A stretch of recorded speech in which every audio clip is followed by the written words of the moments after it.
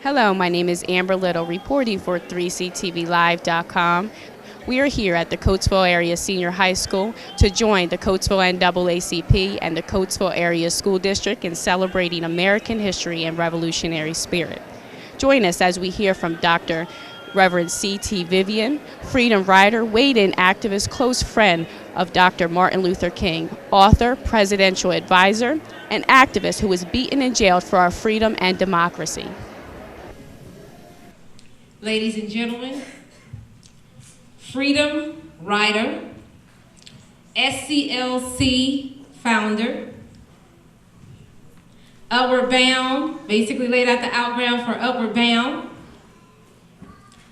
and lieutenant to Martin Luther King, a revolutionary. And when I say that, I want to go back to the American Revolution, when you have folks who are basically fighting for the freedom of this country because they believed it was their right, it was their duty, and they were entitled to do something to improve the status of what we know to be life, liberty, and the pursuit of happiness. Ladies and gentlemen, Reverend Dr. C.T. Vivian.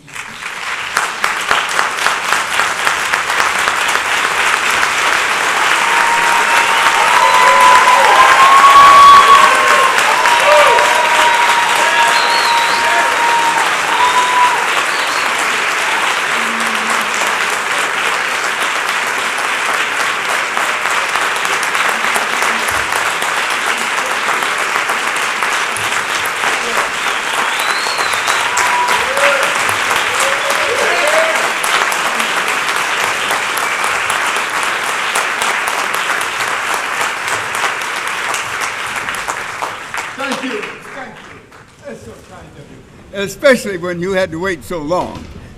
So I start off apologizing that it took a long time. But the brother really drove here.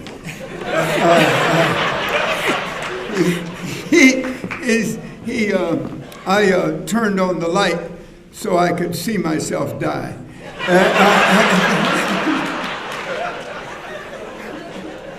It says, when we got off of the freeway, that's when it really got bad, you know.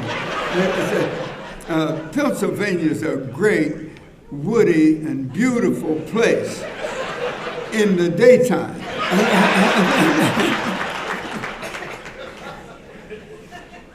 So what we're going to do, what we're going to do now is that we're going to now go into our program. We're going to go into our program, but what we're going to have is that, would you please take a seat? Sure. Okay. Okay.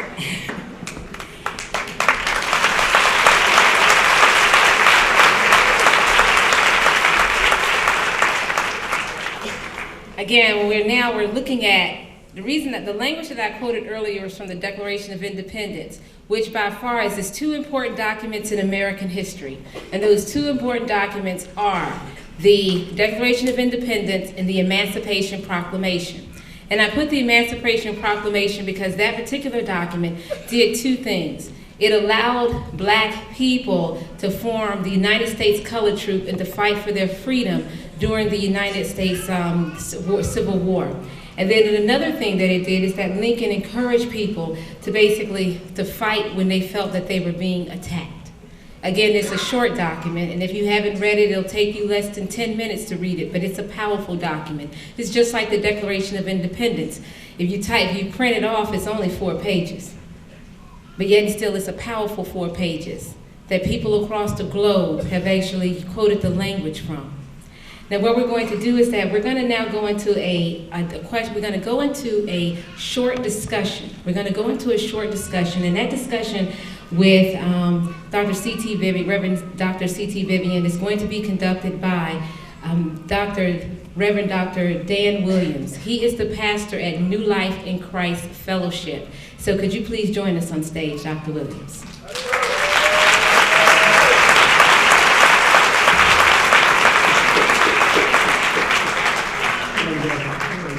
All right, and now what's going to happen is that this is how the rest of the remainder of the program is going to go. They're going to have a short conversation, and then from there we're going to open it up for community question and answers.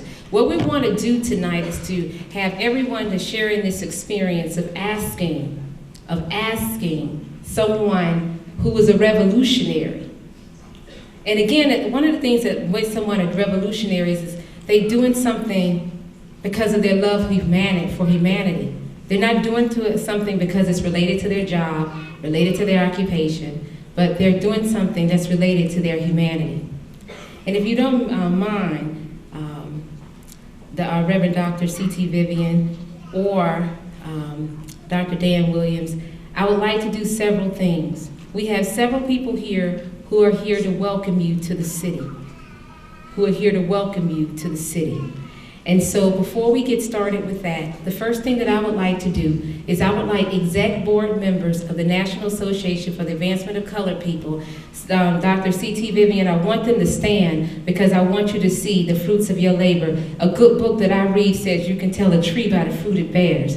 And I want you to see basically how your labor has produced this. So with executive board members of the National Association for the Advancement of Colored People, Coatesville number 2257, please stand. Let's give them a round of applause.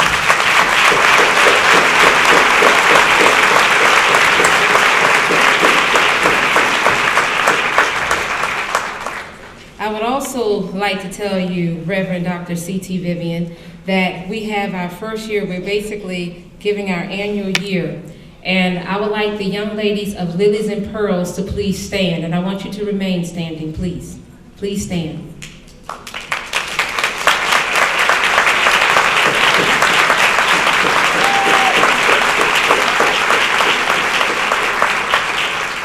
Now, let me just tell you a little bit about for those of you who don't know the audience, let me tell you about these young ladies. These young ladies went through a very competitive process, and they're going to go through a cotillion, and they're going to make their debut into society. They went through a very competitive process depending upon their grades and their character. So when you're looking at these young ladies tonight, you're looking at integrity, character, style, and class. The young ladies of Lilies and Pearls. Please give them a round of applause.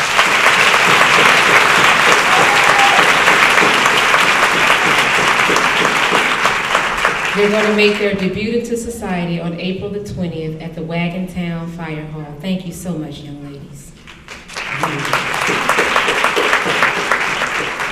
Now we're going to have greetings from the city of Coatesville, Please come forward, Mr. Collins.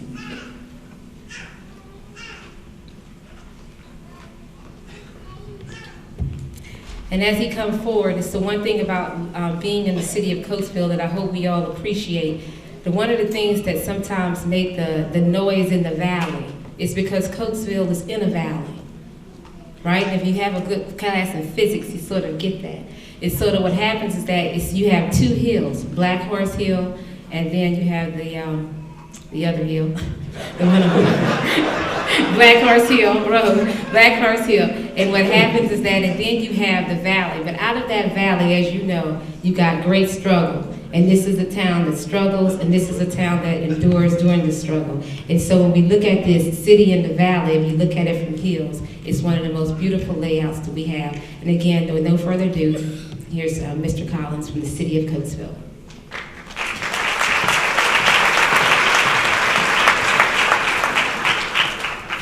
Thank you, Dr. Taylor.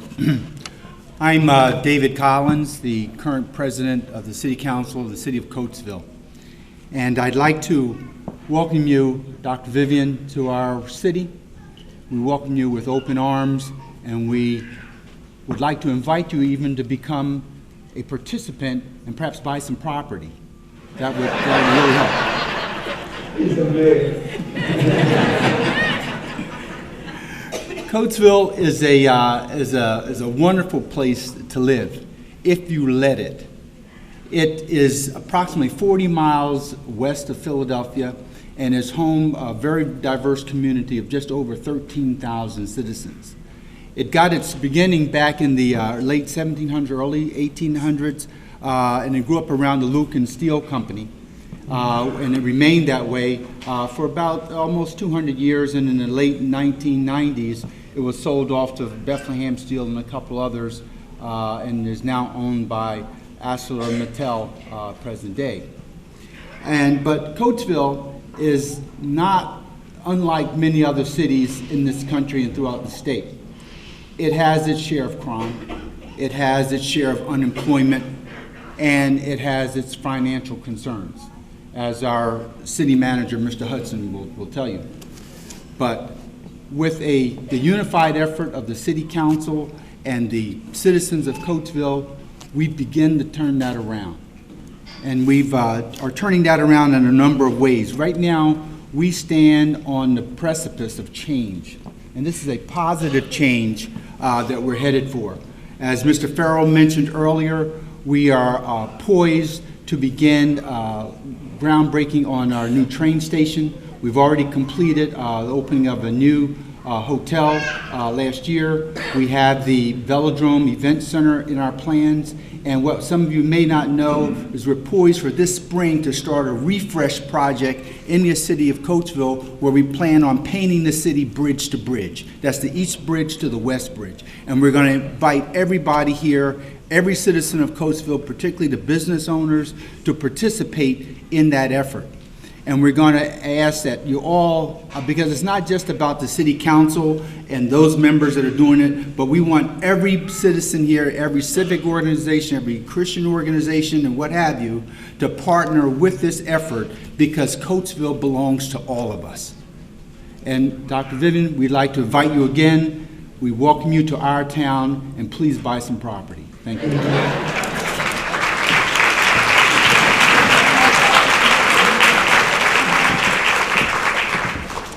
Okay, what we're going to do later on, we have proclamation by dignitaries, but I'm going to ask for several pieces. Before you start your conversation, good Reverend Doctors, what I would like is for members of the clergy, could you please stand? Members of the clergy, could you please stand? Members of the clergy, could you please stand? All right. These are your fellow members of the clergy who joined us tonight.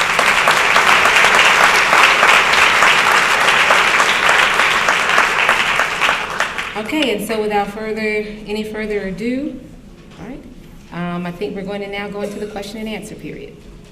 You may start.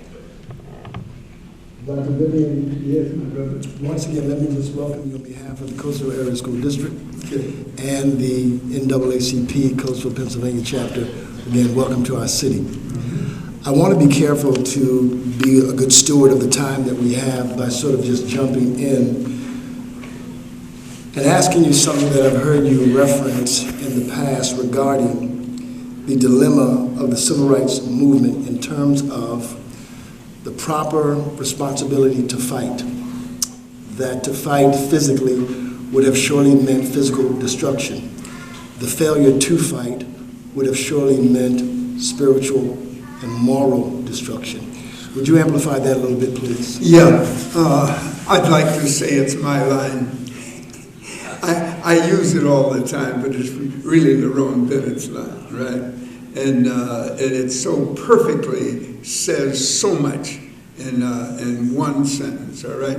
Because that's the dilemma we were in. The dilemma that every African American in this country was in that line, is that we either were going to find a way, using way instead of a fight, find a way to, in fact, defeat the enemy, not as a person, but as a condition, all right? And that it had to be done that way in order to win it. Hate doesn't help anything, right? This is why we would have destroyed ourselves morally and spiritually. You see what I mean? If we had gone against, because there's nobody in this country more spiritual than black people. All right? That's right. Now, that works both ways, meaning that the condition we're trying to change was one of the reasons that we have character. At the same time, it was one of the reasons we also were being destroyed. all right? And if we did not solve it, we would be morally and spiritually defeated. If you're morally and spiritually defeated, you're totally defeated. If physically you can get up and start over if you're not too badly bruised, right? But if you allow yourself to be destroyed spiritually and morally, that's the real difficult thing. Now, there's one other part of that, is that what we've always looked for is somebody with a strategy for change. See, the great leaders weren't just great speakers.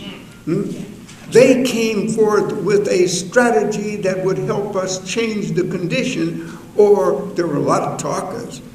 But there's been only 5 great leaders that we've had that came up with a strategy that allowed change to be with us and take us a step further every time, right? Is that Martin was the 5th one because that was the dilemma we were in, and we could not solve it, right? If there had been anybody able to solve it, we would have made him the great leader before Martin. Martin came forward to do it because he really had it all right? He was brilliant, so he didn't lead us down no secondary path like our present president. He's just bright, you know what I mean? and the other thing is that moral and spiritual means of making certain that we survived at the highest level. All right, outstanding. Let me continue this line of thinking, because you're talking about leadership. Yeah, And nonviolent direct action leadership. the idea of Dr. King's leadership emerges, a kind of leadership that is improvisational, some might say accidental. In terms of where we should go from here, what do you think ought to be the focus regarding the cultivation of leaders? Is that, let's put it this way. Leadership is really developed in the action. It's in the action we find out who we are. It's in the action we find out what our nation is like. It's in the action we find the dilemmas in life, right? It is not just because we're walking around talking or walking around looking, right? It's in the action to defeat that which would defeat you. It's in the action to raise life to a higher standard. Not just because of a higher moral and spiritual standard, all right? Now, so it's in the action that we find out what's really, really important, is that that's what makes us, all right? Is that I don't care who you are, black, white, yellow, painted, polka dot, right? Is that the point being is you are made by the struggles that you choose.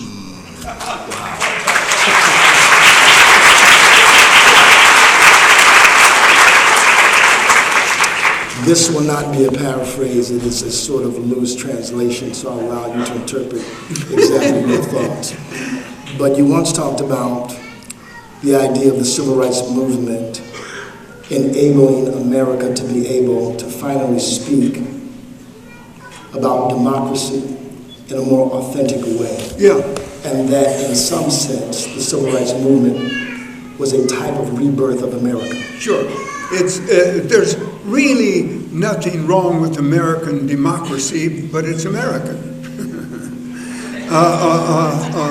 Do you see what I mean? Is that we're not as good as we like to think we are as a nation, right?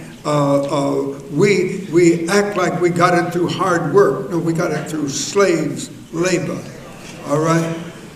We got it because we were in the accident of coming across a new continent, that everything wasn't taken out of it already, all right? You start working from there, right? And that's what we have to see, is that we gained our strength, added to America America is as strong as its people, right? We are a strong people because we've been through a great deal, not simply because of our color or anything else, right? Is that if it hadn't been, we became Christians by accident, all right? It was not something we brought with us, all right? We brought values with us, right? No doubt about that. Every religion gives you that. But you see, to be able to love, though hated, is a very, very difficult thing, right? But it's a saving thing, and it's something you pass on generation by generation that makes you a whole lot stronger. All right, is that that love component. See, when we sat in church and they told us to love everybody,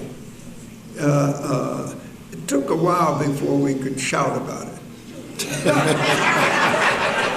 You see what I mean? You know, we didn't just say, "Oh yeah, love's a great idea," and I'm so glad I heard about it. We had to come out and find out that it was better than anything else we could do, and it saved us, right? See,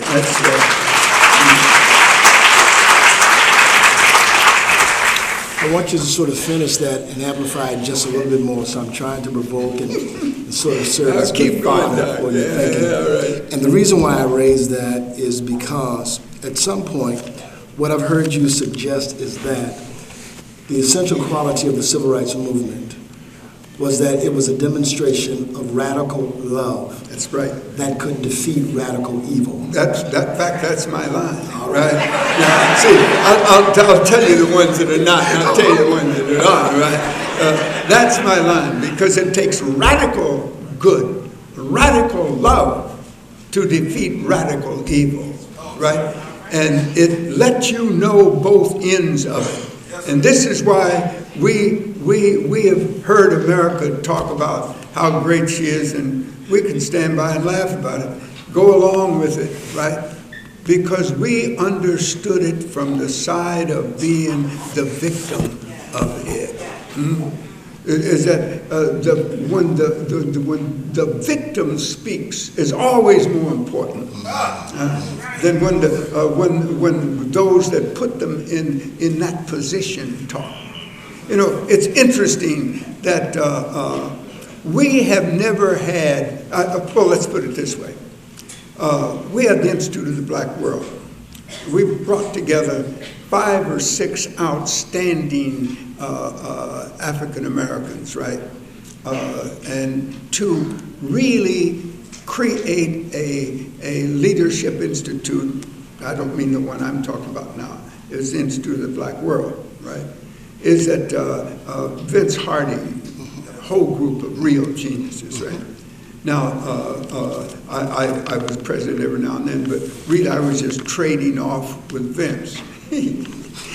I just want you to know that. Because real brilliant guys. But Lerone, for instance, came right at the time we thought we were going to get the money. But what this nation would never give us is the money to study white racism. See what I'm saying? Is that, but it's only the victim that can in fact study the real condition of those that put them in a victim's position, right? And we've never had the opportunity to do it, right? In fact, even some of us that wanted to write about it wanted to do it so nicely and so intellectually, all right, that it really didn't get to the heart of the matter, all right? I was, well, don't have to say about that, right? It's, you know, it's always a danger of this that you talk about yourself, and we only have certain length of time. Well, you can talk about yourself. You know, but that becomes the excuse for not doing it.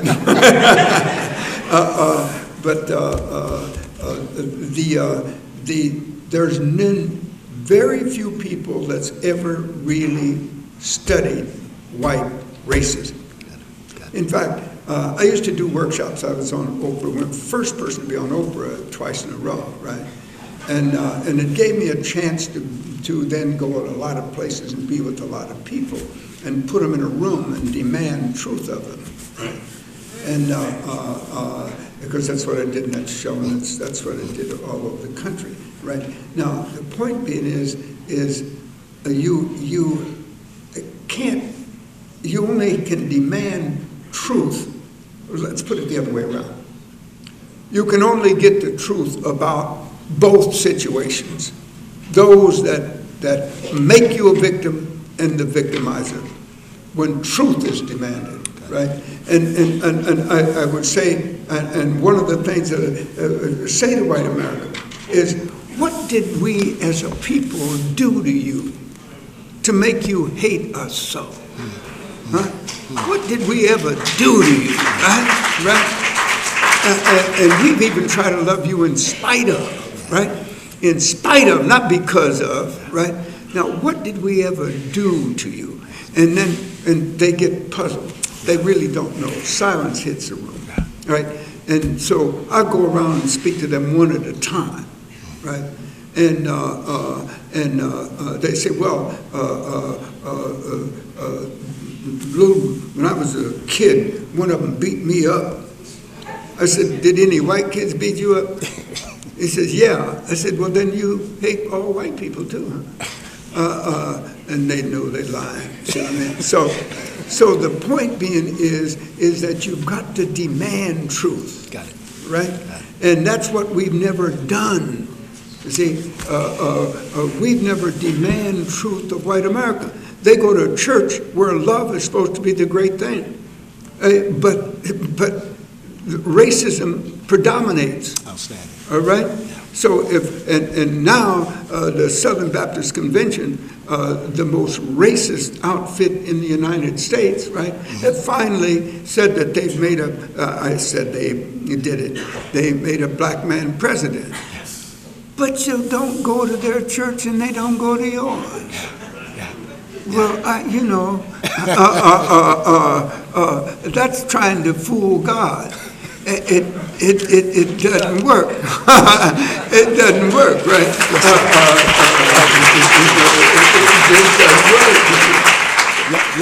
Let me shift the gear slightly. Earlier, before you came in, we were watching videotape of you confronting Jim Clark.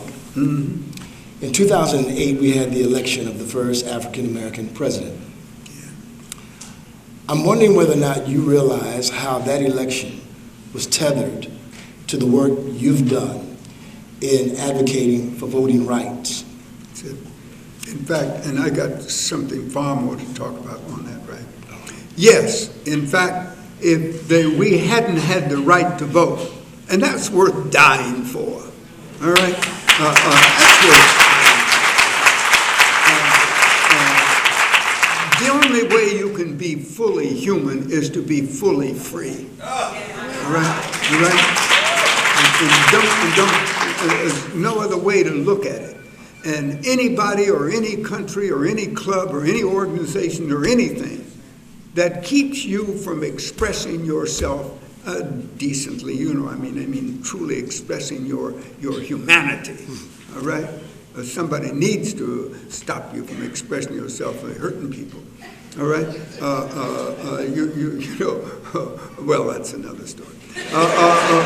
But see, I can talk all day. I love this stuff, right? Is that until you're completely free, you're not free. See, I have a feeling that we will never be truly free in this country until we're in charge of it. You see what I'm saying? Mm-hmm. That doesn't mean we're going to ride roughshod over anybody or anything or any attitude or any organization. Not at all. All right? It means that we're going to have an equal chance at everything. Now, to have an equal chance at everything, there's got to be something that makes up for the fact that you were placed behind in the beginning by the evil of folk, not by the good of them. All right? So we have to get that straight. And that's what we've never been able to find out, right? We haven't played with it long enough, done it long enough, been honest about it long enough, right? I'm not sure how you respond to this, but in the same vein, there are many pundits who today will suggest that because there is an African-American president, Yep. that the issues, the fundamental It's over. tensions Yeah. regarding racism are gone. They're now eclipsed. What would you say to that? Well, of course not. Is that because Hitler was killed doesn't mean all Germans suddenly got better. Right? Is that see, it works the other way too, right? Just because you get a position. But I tell you what it has done. It's given us a sense of pride that we never had before, that we've always wanted. And other people have to see that it gave us a chance and a desire to serve this nation like we never did before.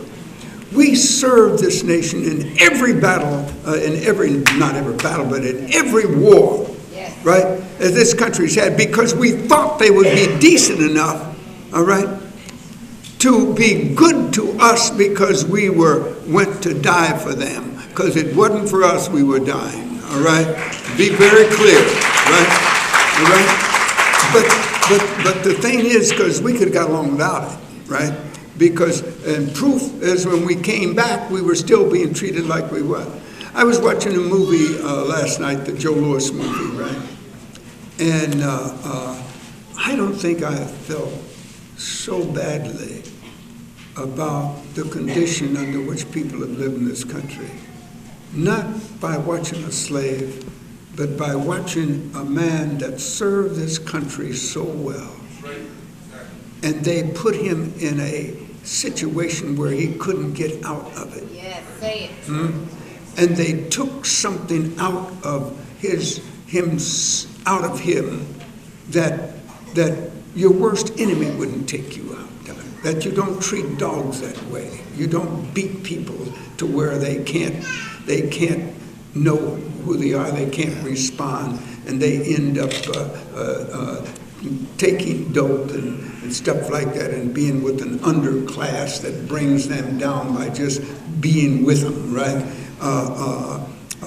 And that's what the black male in this country has had to put up with every decade, right?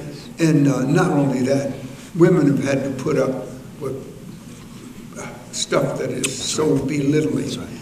But they did most of it to help us. That's right. That's right. That's right. That's right. There's no greater love. We say it in the as man loving man. There's no greater love than what black women have given to us. Amen. And or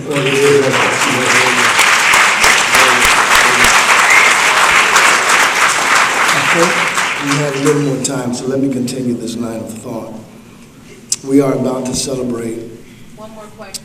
Is that one more question? All right. We're about to celebrate the 50th anniversary of the March on Washington. Yeah. We are in the midst of celebrating the 150th year of the Emancipation Proclamation. There were those who would suggest that the Emancipation Proclamation was a freedom artifact. It was not in and of itself freedom. That's right. Would you sort of explain how you feel about that? Well, the Emancipation Proclamation is a part of a dream, part of a hope. It's the kind of thing Martin was talking about when he said dream, right? It wasn't really, it says something has happened. Look at it this way. Look at it this way. Emancipation Proclamation is signed, right? We're rejoicing. Black people are rejoicing, white people are rejoicing. But we're rejoicing over two different things. Is that they were rejoicing because of their concern for the country, right? And that finally they had done something. But they were rejoicing, but they paid a great price in the Civil War, right? But you see, we were because it was an answer to prayer. Yeah. See, one was doing it because it was a political activity. That's right. The other was doing it because it was a spiritual activity. And I tell you how it proved is that we were concerned that we really ended the Civil War, right? See, we knew when it was ended that it wasn't going to give us everything we needed, right? We knew that, but I tell you what, the great fear was that that in the dying, which was is one of the great things for all mankind. I don't mean just us dying. I mean all those people that didn't have to die, but they were dying because of a great principle of freedom and justice and truth and honor. All right. So just as noble as we were. Right? But we wanted to get that over with because we did not know when they would get tired of dying for somebody and want to cut it out, get it over with, right? I tell you what, Douglas was the one, right? And Frederick knew what he was talking about because, you see, why I'm saying that is because we signed the Emancipation Proclamation. We ended the war, right? But you see, they didn't end the hate. They didn't end the misuse. And they didn't end the type of slavery that they used, right? See what I mean? I see. Is that, it's interesting. You can go to France, and a lot of us stayed in France, right? I mean, a lot of us stayed in France in the Second World War, right? And the thing is, though, there's no place in Paris where we live. You understand? We weren't separated. We weren't settled by ourselves. We wasn't seen as something wrong. We married into life because we were seen as human. This country has treated us like, well, you can't really be one of us, really. You get my point? Got it. It took them forever to accept the fact that we could even fight for ourselves. They didn't even want to believe that we could fight in the war, right? And proof is we'd gone through all of them, the Revolutionary War on. Still didn't want us to fly an airplane. You understand my point? Got it. And had it not been for a civilized woman, Mrs. Roosevelt, right? We couldn't have. That's another one. But she demanded of her husband. That's a good thing to have, as a wife that demands of you. Let me put it the other way. For somebody else that has a wife that demands of their husband,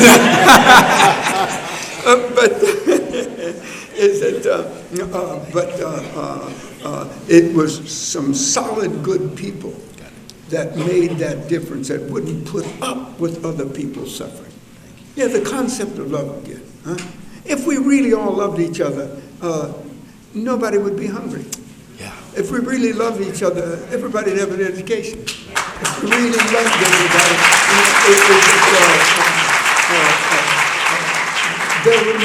there would not be suffering that was applied by the hands of others. You get my point? I got it. Is that there may be from disease, but you see, you would be doing everything to help them suffer through it and get rid of it. You get my point? It's that becomes so terribly important as when we look at our lives, that we didn't get to be free just to enjoy it for ourselves. We got to be free to enjoy it for everybody. Everybody. Dr. Vivian, I think that's a great place to just maybe punctuate this conversation we've had. I know there are others who want to also ask additional questions. Once again, thank you for being so gracious tonight. Everybody, just appreciate it. Dr. C. Thank you, Vivian. Now, are you going to ask some questions?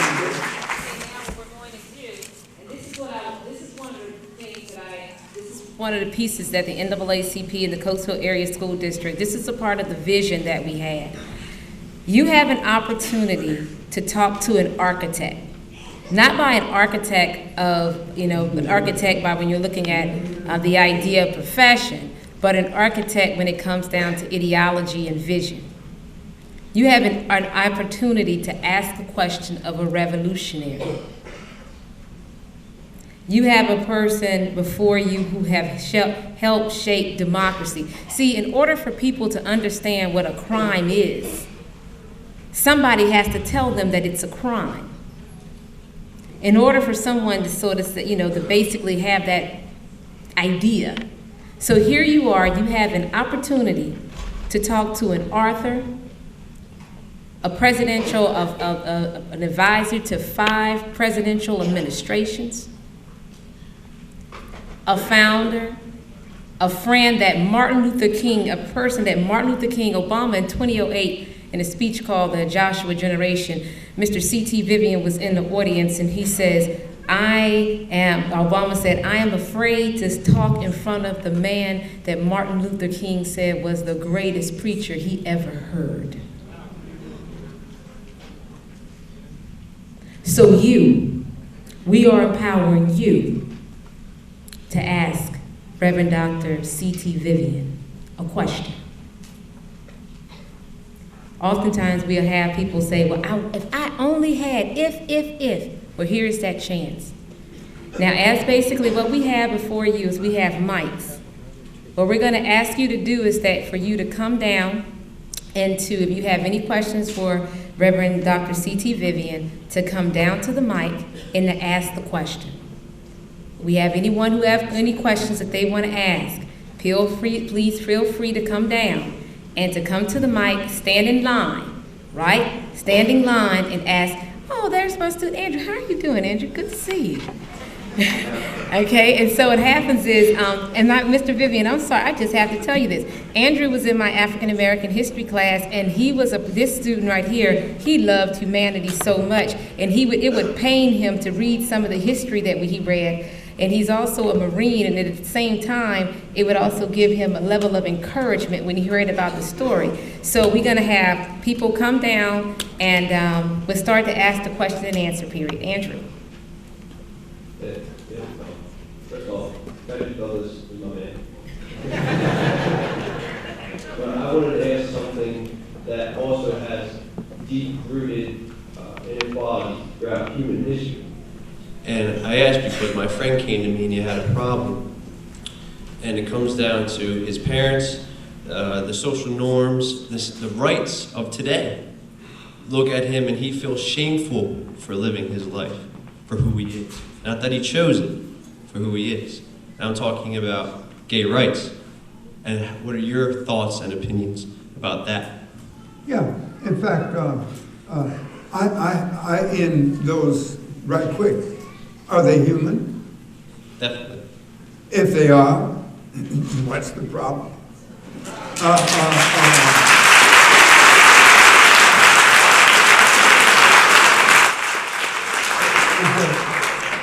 Every human being needs to be treated like a person. And if you can treat other people that way, you've got to be able to treat them that way. As black people, we should know that more than almost anybody in the country, all right? Is because all we wanted to do is be treated like other human beings, right? And it was worth the struggle, it was worth all of it, right? And you feel better. And tell you the very truth is that in our churches, we had a lot of gay people that didn't want you to know it, but we knew it. We knew some of them we didn't. But the other part is we know the choir directors.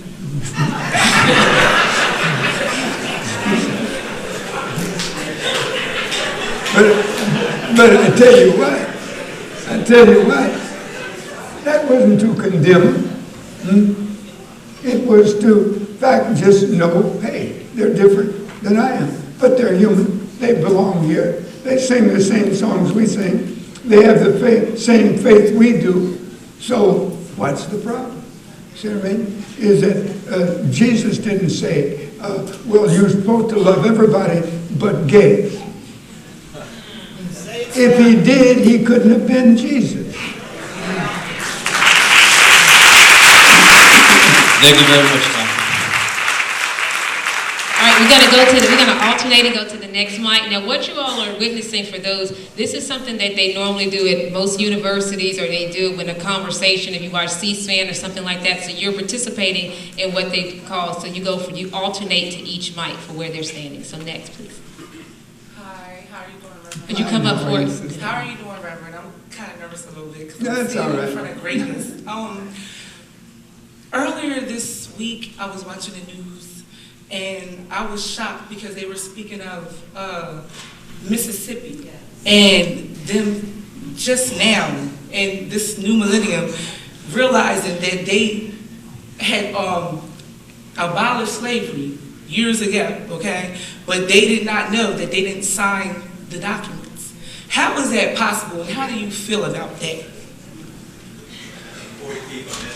See, the only thing wrong is that culture frees you or it condemns you. It's where you live that causes you to respond to things as you do, right? This is what condemns a society before God is not one here and one there and one there, the whole society, right? We are as good as our society allows us to be. And we're as evil as the society allows us to be. That's why you could have Hitler. Is that when we have to look at it is that everybody is responsible for everybody else, whether you say it, whether you like it, whether you're not, right? Is that when we love other people, we are loving ourselves. And we're receiving love for ourselves and our family. And will be, and are doing it for our children who are not even born yet, right?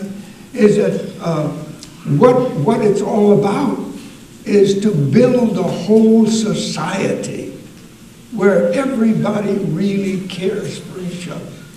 You know, that's all the history of man's about, right? Is that, and we do it through many ways. Folklore, we do it through folklore and act like it's, you know, that's exactly it. It may not be exactly it, but it's closer than anything we had. Right. You see what I mean? But it said we were climbing higher and higher. Right. You see, that's the it. Is that I don't know if that's the exact answer to your question or not, but I hope so. Kind of. I had a two-part question. One more thing. Okay, now what happens is we're going to take this two-part, but no one else can get in line. And we are going to ask you only to stick to one question, okay? Okay, so go ahead and answer, but that's the only person who will do that, okay? You guys, you and Martin Luther King and all the greats in the past, the freedom riders, you fought for equality and all the privileges that we have now. We probably wouldn't have it if it weren't for you guys. I wanted to know, how do you feel, and what's your opinion on how we should move forward with this younger generation now, like the young black males, and not even just black, white, black, everybody. They cannot relate to what y'all went through then. They see it on TV, they see the movies, but you know, they didn't actually see it go through what y'all went through. So they can't really relate. So it's like to them a joke or, oh, it's not real. What's the question? What is your opinion on how we should go forward, like with this younger generation, on trying to make them understand it and to do better? You know what? If it hadn't been for my grandmother, I wouldn't be me. You're right? And we really have to ask ourselves, who's going to be today's grandma? You're right, because there's not too many left. Somebody that understands that if they didn't love you enough, you weren't going to make it. All right? Is that it's basic. We used to go to church all the time, right? ACE League and the BYPU and all that. And that's where we met each other, in fact, right? And it's going, if you don't involve yourself in something sacred, you are less likely to become worthy of the sacredness that you have. Ooh, I like that.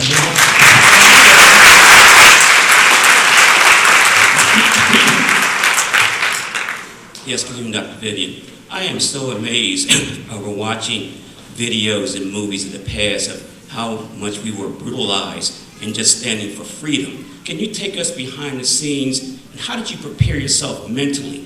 Let's say you and Dan and I were in the room and said, well, Dan, we're getting ready to march down to Selma. We know that Joe's a hothead, and we know that somebody else is doing this. How did you prepare yourself knowing that this could possibly be your last walk? Well, you don't see, but you don't really think it's going to be your last walk. Right? You don't want to think that. You really don't. Right? But you see, you've come to the point that it doesn't matter to you whether it is or not. Right? Is because what you're about is what you were born for, right? And every one of us is born to help each other be free. All right? That's what we're really born for. And the idea is, yeah, you may do. I tell you what, God's. I don't want to just say, oh, God's good, God's good, God's good, but He is. All right. Let me tell you, I have been, but I'm not going to take up all the time. Is that time after time. In fact, I was almost drowned in St. Augustine, Florida.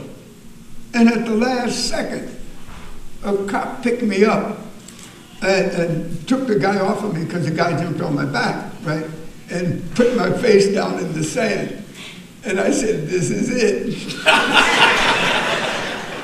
Because I really thought, boy, this is it. And the guy who swims all the time is on top of you, and you don't swim well. Fred Shellsworth has asked me when we were going in, Fred said, can you swim? And I said, no. I said, I really said, yes, but not in an ocean. My point being is, but we kept walking. We were ready for whatever was going to happen because we were ministers. Not only that, all of us been in church ever since we were little kids, right? That's what that cross is all about. Are you willing to die for something? Yes. And the point being is you come to the point that you are, because what you're about is more important than anything else. See what I mean? Is it like when you see me with Sheriff Clark? I had no idea what I was going to say when I started down there. All right? But you see, but it's the best speech of my life. As a minister, you spend hours over a sermon, you know what I mean? But really, is that it doesn't matter to you. Because you know what you're about is what you were born for. I was born to help free black people. So are you. So is the rest of us. Get my point? Except that Christ called me out. Gave me a chance to do it. Gave me training to make it so that I could do it.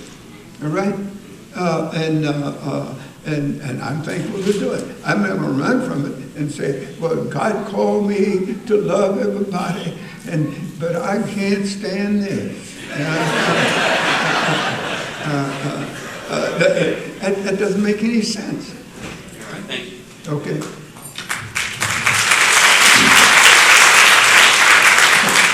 Good evening, Dr. Vivian. It's truly an honor and a pleasure and a privilege to have you with us tonight. I mean, for me, it's remarkable to be in your presence. If Dr. King Thank you, Doc. was able to be with us tonight, Yeah. 2013, Yeah. in your best estimate, opinion, would he feel as though he has fulfilled his dream? Yeah. Yes, his part of it. See, his part of it. Get that? Because, you see, the real question is, have we so learned from his activity, all right, and his making us who we are, that we can react and do the same basic stuff for other people that he did for us? That is the real main thing. Yeah, Martin's all right. Martin looks down, and it's according to what he sees, whether he's going to flinch or whether he's going to smile. All right? You see what I mean? It's because the spirit of Martin King. I've seen Martin cry, and I've seen Martin just laugh up and tell jokes and love to do it, right? But they all had a point. He never told a trashy joke. Everything it was just natural for him to do things that when you thought about them had content. Huh? But he had a PhD in philosophical theology, right? And as a brother says, that ain't bad.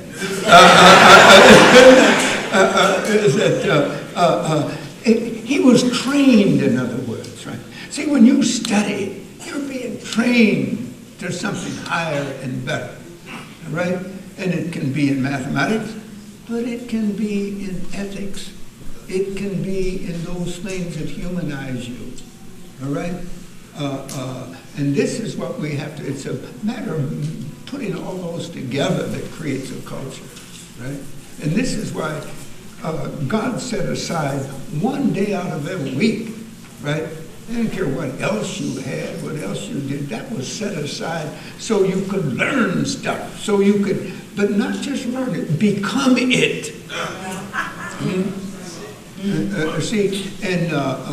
Because there's the golden rule, and that's nice, but there's the platinum rule of Jesus, right? Do unto others as I have done unto you. All right? That beats the golden rule all the heck. Thank you, sir.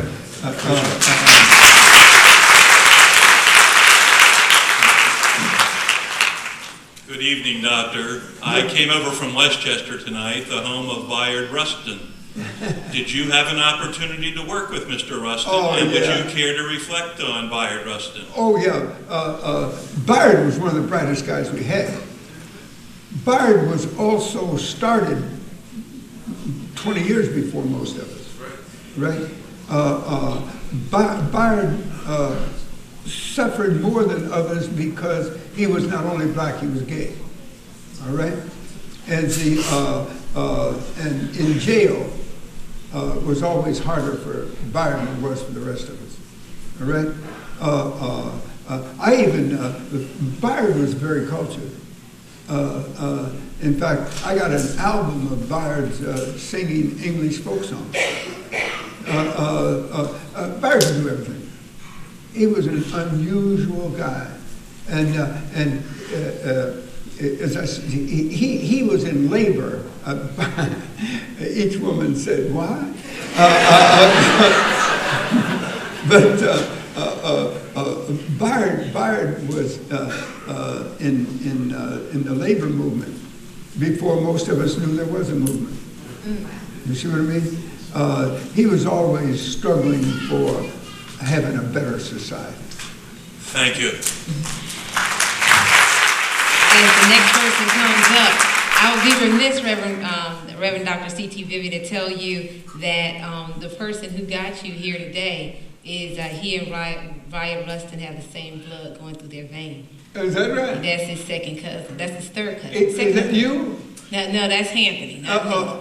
Him. Is that right? Yes, that's That's right. great. That's great. That's great. Next question. Good evening, Dr. Vivian, and thank you. Thank you. Thank you. I have one question. The silence that I hear today when I speak of civil rights or what I need to do as a black person, of the so-called friends and family, is deafening. What do I need to do so that I don't get a beat down to get those ears open and hopefully in those conversations? What do you suggest? I missed something. Many of the friends and Could you family. start over again, though, with that? I missed something. What's the question?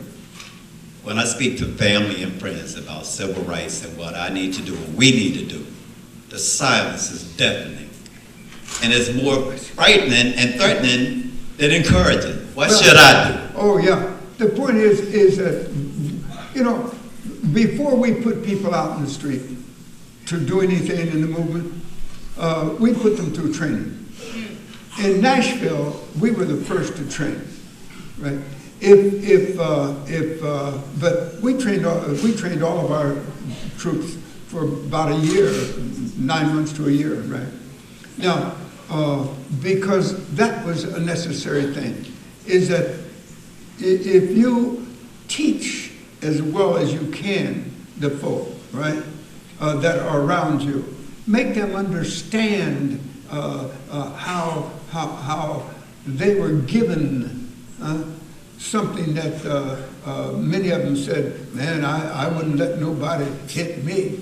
They weren't saying it in Mississippi. All right, you understand my point? And they weren't willing to die for it.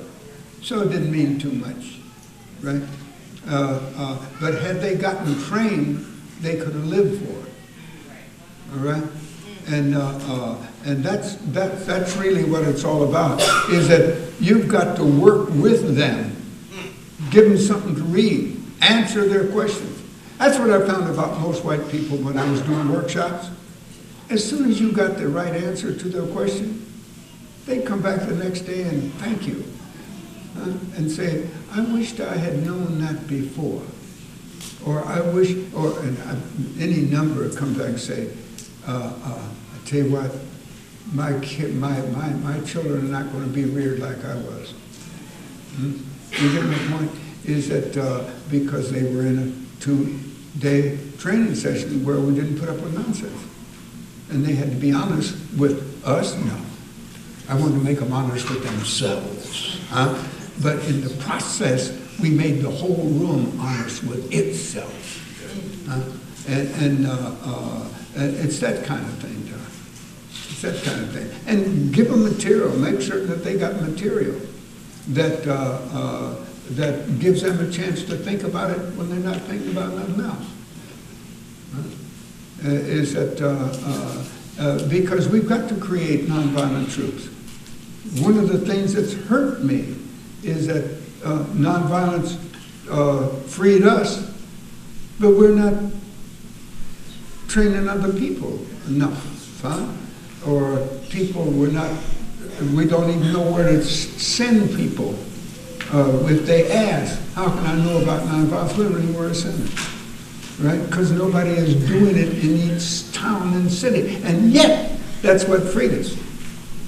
See, if it hadn't been for nonviolent direct action, we wouldn't have got free. Thank you. Thank you, Dr. And welcome. Hi. I'm currently a U.S. history teacher, and I was just wondering if you could tell me what the most important thing to teach my students about the civil rights movement would be. About this is nonviolence. Nonviolence. See, because that's what they haven't heard, right? Is that they don't know enough about it. Have your school to buy some books on nonviolence that's in the library. Give them assignments out of some of those books, right? Make them ask questions about what's this all about anyway. See, the deepest sin in most cultures is violence. Now, this is why we're talking about guns right now, right? Because we're walking around killing people all the time. You know, 1,500 people get killed in a year. Huh? And most of them in one half of the city. And we got some of the best preachers in the world. Huh? But they're not dealing with the subject. See, it could be that our allowing violence to walk in and out of our churches, you know, in people, that walk in and out of in people, is just, it could be the sin that white people had walking in and out with the hate of racism. But they could call it other words. They didn't say hate, right? But it was. Now the point is for our allowing violence to go in and out of our churches and we're not saying anything, could be what God's condemning us for. We don't know. And really the truth is we don't want to find out. Because just like most, I tell you what, one thing I found out about racism is that very few white men will ever tell another white man he's a racist.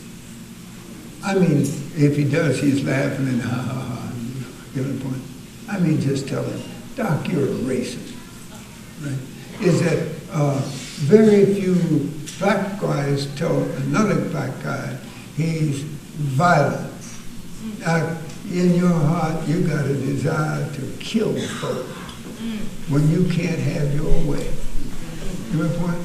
Is that it's another sin. It's another great deep sin in the whole culture.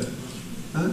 And if the culture hasn't got the stuff to save you, that's the word, you know, we don't use much anymore. We think it's just being used when you got a pool around. You see what I mean? Is that if we really see that we got to take all the evil to God in prayer, not once, every day, every night, and you don't get over violence and you don't get over hate in a day or two. A day workshop won't get it. You understand the point? Is that how do you train people to do it just like everything else? You know, it's interesting. Think about this school teaching. I love it. I did Upward Bound, right? Because once you go through an educational institution, you never get it out of blood. You're always wanting to create something, you know, that comes out of that, right? Now I forgot where I was going.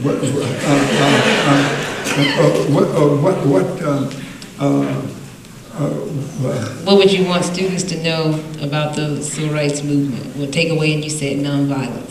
I get it, but I get that part. I've answered that one 3 times. I just want to get this other one in, right? It just passed me by. Thank you. You're okay.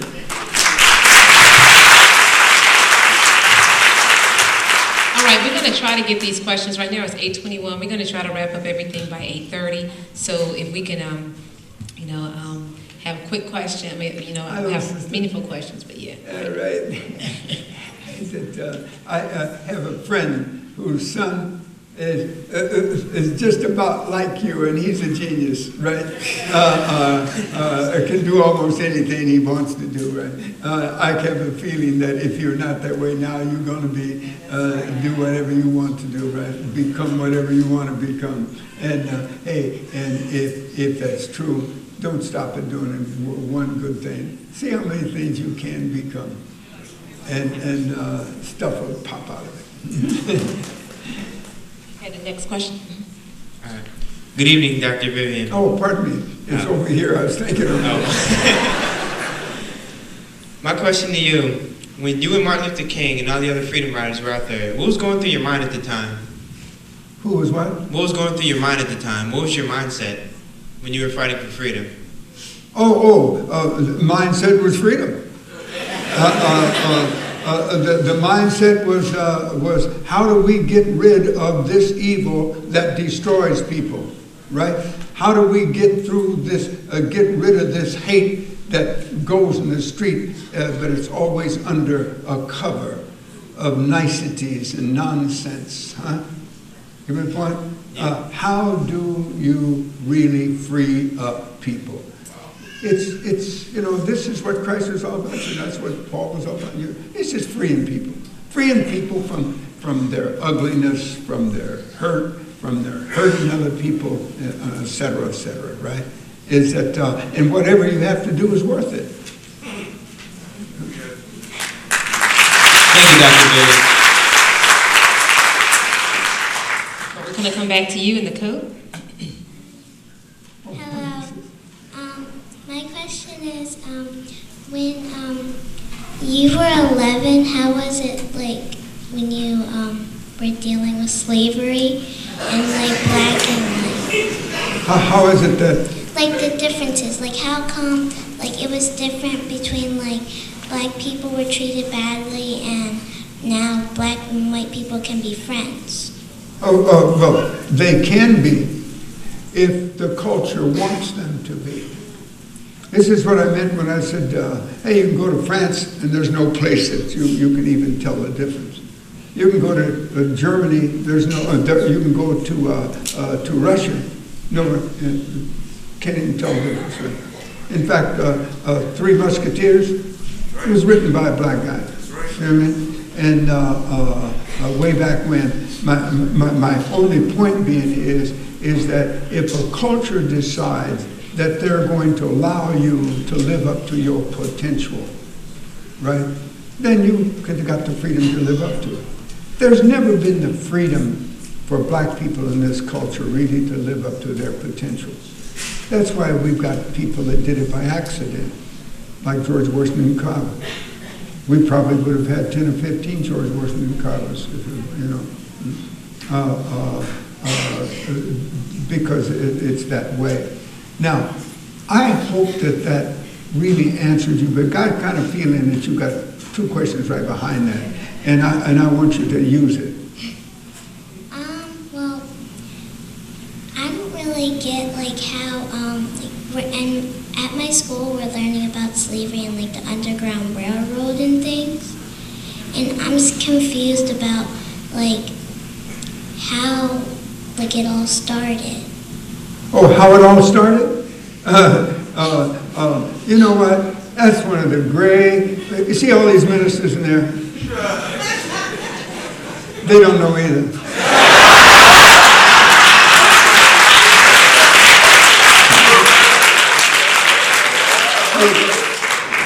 So we make up folk stories. The point being is we're still trying to find out how just to get rid of it, right? And we're not good at that, right? Is that we know how to solve it if people want to work with it, but we really don't know for certain how it happened, right? But we know that it's basic to humanity, that you're born with something that you shouldn't be born with, all right?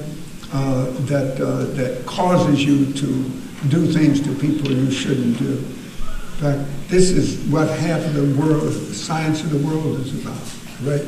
This is why all the psychology and psychiatry, the brain examinations and all that's about. Is that how it got here? Another way. Is it just where you live, a psychiatrist might say, right? You see what I mean? Is that we don't know, but listen, don't stop asking those questions. And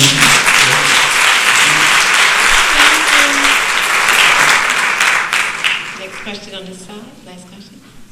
Let's see you, Reverend Vivian, and my question is, who is responsible for the healing of our community then, and who is responsible for it now? Who's responsible for what? The healing of our communities then and now. Oh, the healing of our communities? Yes. Oh, the healing, we are. It's just that simple.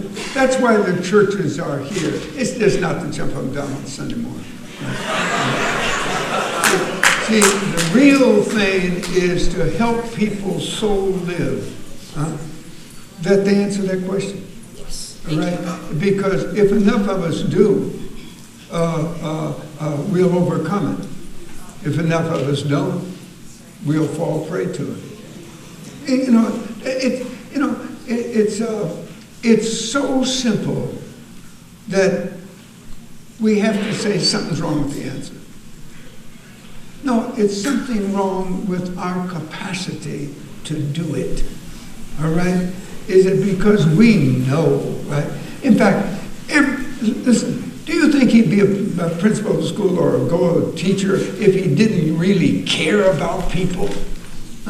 It's not because they pay him, he can get a job doing something, right? But the point being is because he could get a job doing a half dozen things, right? Because he's also a minister, he's also this, he's also that. He's been trying to find out precisely what you said, right? And the culture makes it so easy for you to trace down things and for it, but then they take you down the dark quarters of ignorance and then blow out the light.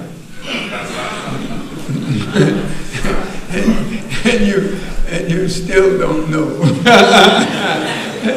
And we all that way, you know. But we keep working at it. Thank you.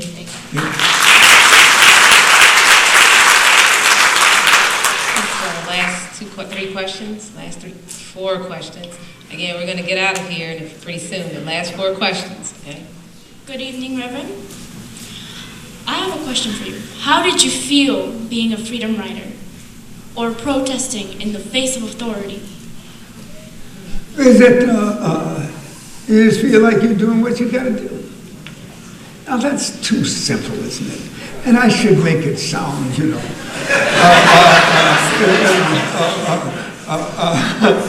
See, but you get tired of being intellectual, really.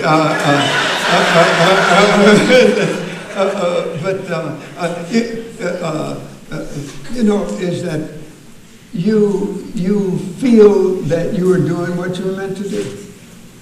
When Sheriff Clark and I had that encounter, well, he knocked me down, but I got right back up.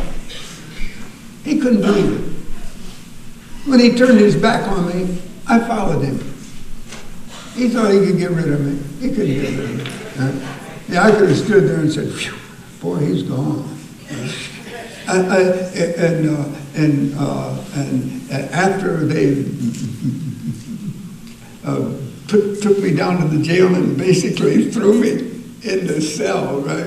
Is that I got down on my knees praying, not because I wasn't hurt or didn't get killed. Oh Lord, thank you for not killing me.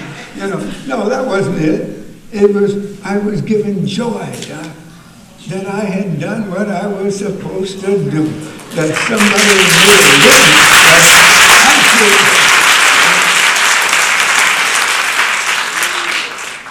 knew. Good evening, Dr. Vivian. Thank you for being here, and thanks to the NAACP and such organizations for staying in the fight. I wanted to ask you, I also teach the African American experience and in sociology, and when we get on the subject of racism and civil rights, I highlight the young people in the movement for my students. And one of the things that strikes them after we process it is the level of articulation and intellect and common sense and composure that those young people had. She knows the right words, doesn't she?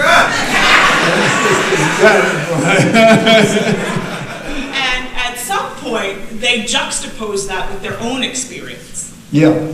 And they see that they don't feel quite as equipped as those young people seemed in the movement. The front line, the next line, the next line.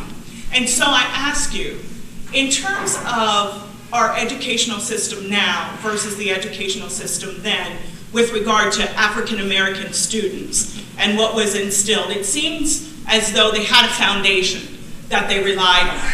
They're not surprised that Dr. King has a PhD, but when we talk about the fact that there are Black Panthers that have PhDs, their eyes widen. And the fact that these are young people who were able to engage in the struggle and stay engaged academically as well in many instances. And so what is the difference between their foundation as you may see it? None. You're dealing with the exception. Give me a point? Absolutely. But then we talk about the exceptions as though everybody was like that. No, they weren't. Right?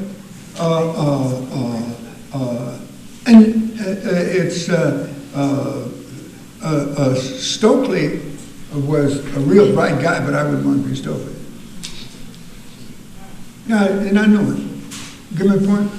Is that there's more to it than did you struggle for something, right? There's more to your personhood. There's more to your humanity than that. What kind of person are you really inside? All the time, right? All right. That's how we got. Well, you'd be surprised how many of the people in the movement were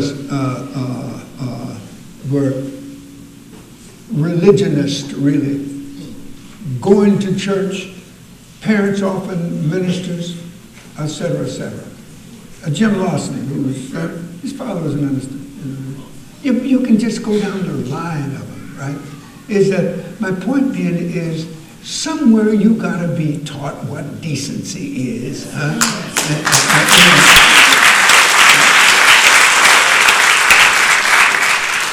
and that it's worth living up to, and it's worth living for. All right. See, and if you're not taught it, it's hard to just come by it, right? And it's hard to stand up for it. Because most people don't even, they really don't realize what makes them feel good about themselves. They know when they feel good about themselves, right? I don't mean that. But how do you do it daily? Huh? We live in a culture that can quickly eat you up. And this is why our churches exist. They're supposed to be there to help you come. Help you not just come to church so that, and you know, I got more parishioners than you have. But will really be there to make certain that you, as a kid, learn something. You know what always saddened me is that here I was a minister, et cetera, and you know, and so I never was able to get my church my children in a church, only once, well, two of them twice, but I mean they didn't have any ongoing. When I moved from town to town, right, I never found a church that really put young people, bought the stuff for them, trained people for them, that really were serious about making our young people worthy of what we know they could do and be and become, right? In fact, I know a church, well, see, I'm taking too long, but there was a guy that said, look, I am going to make certain, a guy in Minnesota, as cold as it was, I'd think of something different too.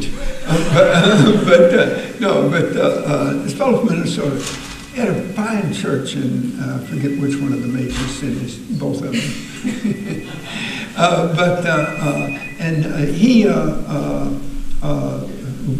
They had to have this pretty church, right? So he changed it into a gym. They couldn't put up with that boy. They couldn't put up with it. They had to have a pretty, but all the kids were coming. And he had a chance to teach them, right? Had a chance to do extra things for them and take them here and take them there, right? He was having a great bunch of kids, but the adults were so engraced in the Lord that they had to take away from them so that they could have stained glass windows without having broken. Thank you. Is that the evaluation of our own humanity? Is that, do you know how long it was? It was the middle of the 1900s when we began to have Sunday schools. Am I right, folks? That's exactly right. Is that, why didn't we do it right from the get-go? Because our Christ had told us, you know, look at the little children. Huh? Yeah, we said right after we take care of what we like. Maybe. For the next question, I do want to just give us, again, be cautious, because we also have State Senator Andy Dinniman here to give you a proclamation. So we're going to try to, again, let's try to go to the conclusion of the program. Yes. Thank you, Dr. Vivian. I have to tell you, I'm 53, and I stumbled. I'm 53 years old, and I stumbled late in life on our history right after the 18th century, in the 1800s, when we had many Southerners that were black mayors and in Congress and all of this, and I've been sharing it with young black males, especially because I said for men, black men to have just left the master's whip, be able to vote, and then get into government and reading some of their writings, finding that they themselves weren't just about black plight, but they were about humanity, as you're saying, and about love. And even though they lost it, my concern is in sharing that with them, I see a glimmer, and some of them have researched it and gained a renewed hope. How do we as black women first raise our sons, help our husbands and our men, period, and as a community, get back that hope that they had then? Had to have been that similar hope that you all had when you chose to march for all of us. How do we do that and make them find a wholeness that no matter what, they go to the jobs and they might not get that job, but not to lose that hope? See, they don't, none of us lose it the first time. Is that it's when you go time after time after time. And when the rules are already set against you, right? And I tell you what, you have what we need and you always give it to us. You love us and we know it. And I'm not talking about sex per se. I'm talking about love that makes sex meaningful, all right? You love us in spite of it, right? In spite of the fact that we can't treat you like we'd like to. My wife just died a year or so ago, and best thing that ever happened to me, right? And I may not be sitting here if it hadn't been for my wife. You give my wife.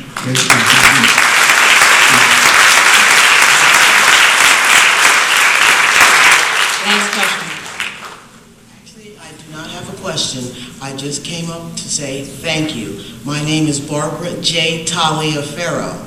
I'm a proud Coatesville School District teacher, and yes, I'm descended from Booker T. Washington. Thank you, lady.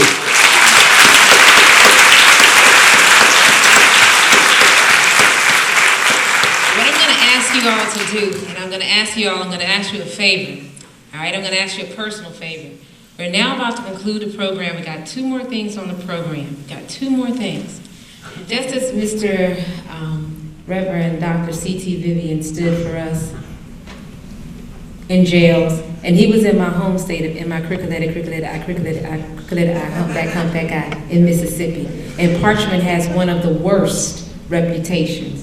One of the worst reputations was Parchman, Mississippi, and it still has. My grandmother always referred to anybody who go to jail, when they go to Parchman, she wondered if they gonna make it out. That's right. And that's in 2013. They had 2 cemeteries in Parchman. One they didn't mind you seeing it because they were acting like we don't kill that many people.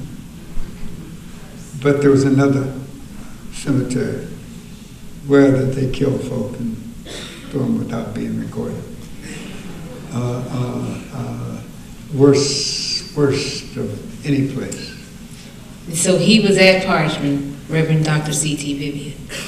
So I'm asking you to expend just a few more minutes so we can actually have some recognition. We've had recognition from the city, we had recognition from the county, and now we're going to have recognition from the state. And with my colleague, friend, forever supporter, Mr. Andy Gunneman, please come forward.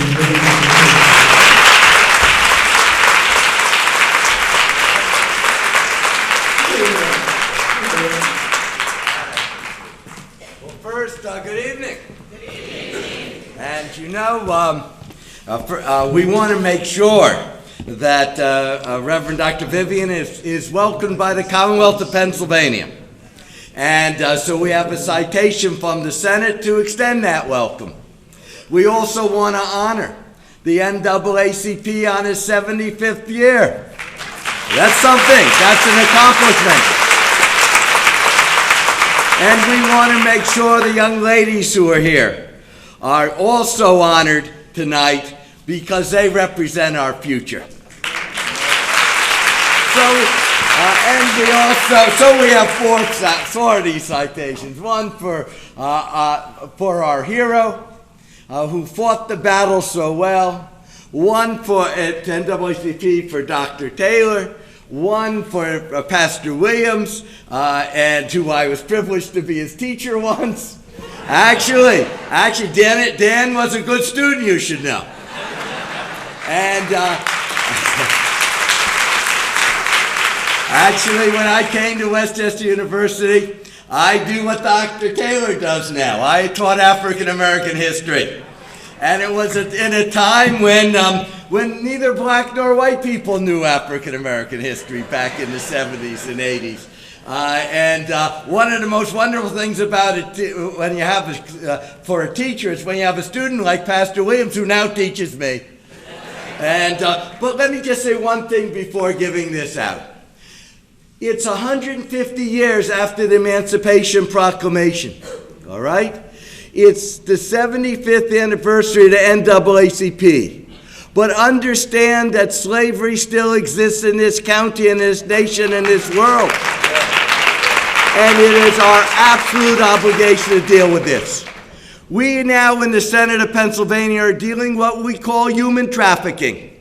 And human trafficking involves over 100,000 American citizens, usually young women between the ages of 12 and 16, and young boys between the ages of 10 and 16 or 14. This is a national problem. And when you add to human trafficking the number of people who come into this nation, 50,000 a year, who are then put into situations of sexual exploitation and of forced labor. So as we honor a fighter for freedom, who has reminded us that it's our obligation to continue to fight for freedom, we want to let you know, or I want to let you know, along with Dr. Taylor and Reverend Williams, we've been working together because we are going to make sure that we put together the coalition to pass what we call Senate Bill 75. And Senate Bill 75 primarily puts into the crime code of this Commonwealth a provision that defines human trafficking, that defines what slavery is all about today. And we are going to put into effect in this Commonwealth not only that, but a council called, a commission called for the prevention of human trafficking within this Commonwealth. Listen, my friends, slavery's not dead. 12 million people in the world, according to our own State Department, are in situations of forced labor in the world, and hundreds of thousands within our own nation. So we are asking the religious community to come together on April the 3rd in Westchester. So as we form what we call the new abolitionist movement in this county, understand, we were the center of the abolitionist movement. Understand when we meet at the Chester County Historical Society, which was formed in whose building goes back to 1843. This is where Frederick Douglass spoke. This is where the great white and black abolitionists speak. And it's quite unfortunate, it's quite tragic that today we must speak again and form the abolitionist movement anew. But that's what we do, as Reverend Vivian told us, as decent, good human beings, isn't it? And so as we give these citations tonight, and one other thing, let me congratulate the NAACP, because I was in this school when Pastor Williams and when Mrs. My friend Dr. Taylor here, confronted the young people of this community about how we have to stand up to pimp culture that Hollywood puts on the screen. Because it dehumanizes each and every person as a human being. So in giving these citations tonight, my goal is to simply say, join the movement, all right? Join the movement. Join the abolitionist movement. It's a shame that we have to have an abolitionist movement again, but we did it once in this county. We have a deep history and tradition, and we of all religious faiths are going to unite together in a new abolitionist movement, because we clearly understand those words of Dr. King when he said, we are all part of an inescapable network of mutuality, and we are all woven together into a single garment of destiny. Thank you so much.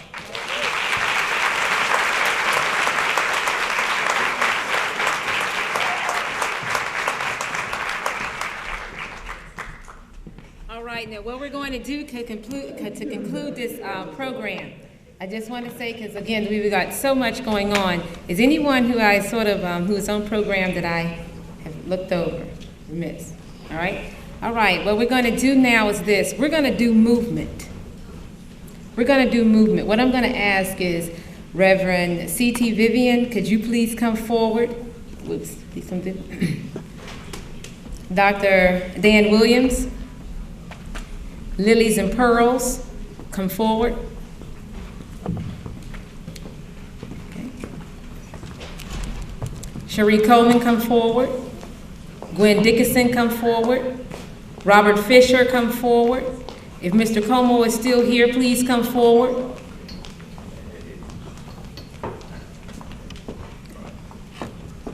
Andy Denneman, come forward.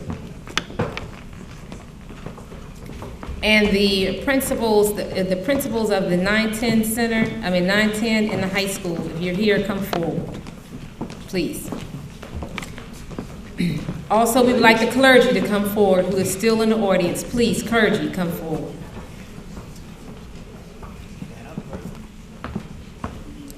One of the pieces that we heard tonight was about song. And what I want you to witness is a movement, because that's what Dr. C.T. Vivian told us all about. And I hope it touched your heart when he was telling you about just how decency and culture work. And also, if any other members of the NAACP are forward from other branches, Keys, come forward. So couples of Emily, come on down. Any other branches from NAACP, any persons, anyone associated with the NAACP, please come forward. What we're going to end tonight is they're going to lock hands. They're going to lock hands. They're going to lock hands. And we can have as much people as we can over here, that's fine. As many people as you can over here, please come forward. And if you want to take a picture, it's a good picture to take. Please move forward. Come on. Okay, we got Lancaster in the house. All right, what we're going to do is they're going to lock hands. And one of the songs that we're basically going to end with tonight, because again, we talked about movement. We talked about training. And we talked about people putting their lives on the line because they believe in the decency of humanity and treating people like human beings. And it was a song that was sung by a fellow Mississippian that I think that helped to shape the movement, just like Reverend Dr. C.T. Vivian. And that woman was by the name of Fannie Lou Hamer. She too was beaten, but she had a desire for freedom, a hunger for freedom, a thirst for freedom. And one of her favorite songs is the one we're going to conclude with tonight. And in the audience, I want you to look at all your reason I call these different people up. We have educators, clergy, and freedom fighters. Look at how they look. And let's give them a round of applause.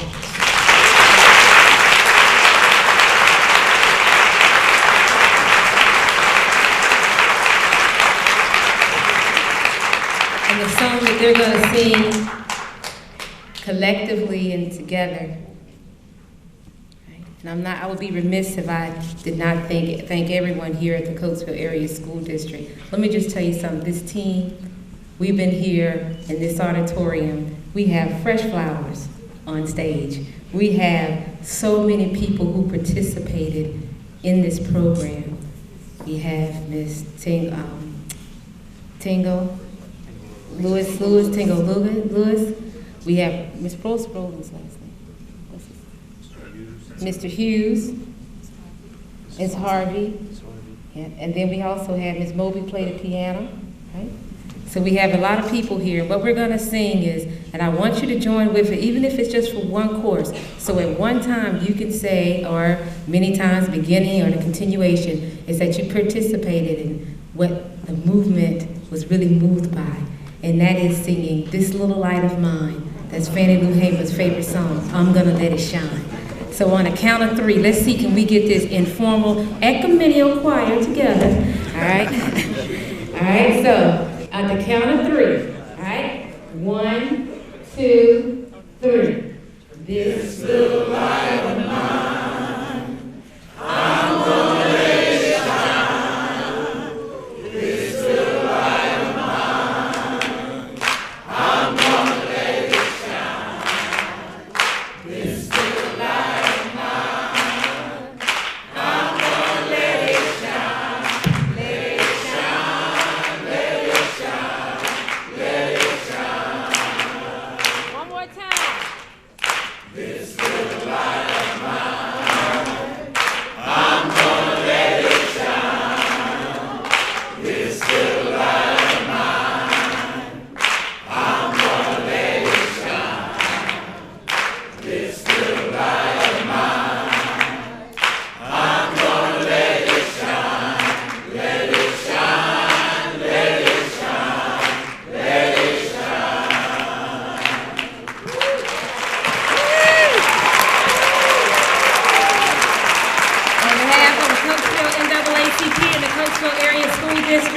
We basically want you to leave with this charge.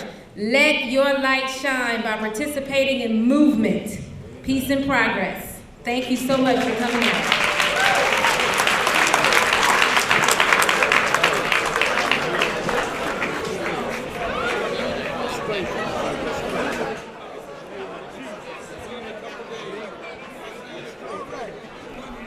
I am here with Joseph Birch, one of the individuals that had an opportunity to view tonight's program. Joseph, what do you think, or what did you like most about the program this evening? That still there's a civil rights activist that is alive and here tonight. I see and hear Martin, I see Livingston, I see Frederick Douglass, just by his very presence. Awesome. Now, I know that you said that you've experienced some of course, racism firsthand. You said that you're 53 years old. Could you give us maybe one incident that you remember growing up or whatever about maybe that incident? School integration, the swimming pools. But right after the law and the bill was passed to integrate, we as children, all we wanted to do was just play together. We just wanted to be children. It was the older ones who had a problem. And if they could see themselves as children, things would have happened so much sooner. Wow. Thank you, Joseph. Wow, what an amazing event put on by the Coatesville NAACP and the Coatesville Area School District. We were honored and privileged to hear from one of the most sought-out individuals, Reverend Dr. C.T. Vivian. Once again, my name is Amber Little, reporting for 3CTVLive.com.